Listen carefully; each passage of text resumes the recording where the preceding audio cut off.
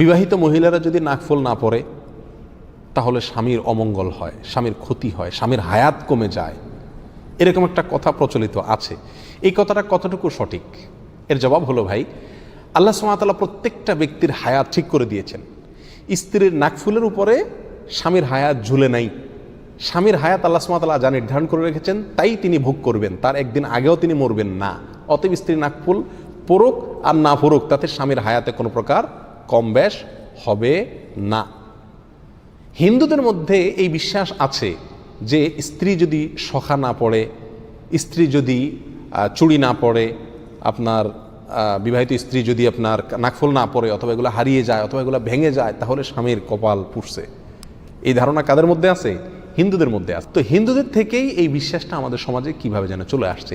এই বিশ্বাস ইমানের সঙ্গে অসঙ্গতিপূর্ণ বিশ্বাস, বিধায় এটা বিশ্বাস করা যাবে না। নাকফুল বা চুড়ি এগুলা বিবাহিত মেয়েদের জন্য পরা উত্তম, স্বামীকে খুশি করার উদ্দেশ্যে বা নিজেকে সাজাবার উদ্দেশ্যে।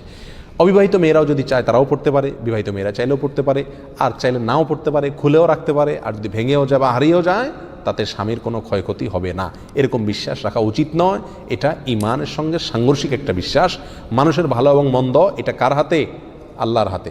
নাকফুল বা কানের দুল, চুড়ি এগুলোর সঙ্গে ভালো মন্দের কোনো সম্পর্ক নাই। এই বিষয়ে কোরআন সুন্নাহর কোনো বর্ণনা নাই, কোনো জাল হাদিসে এরকম কোনো কথা বলা হয় না। এটা নিছক কুসংস্কার।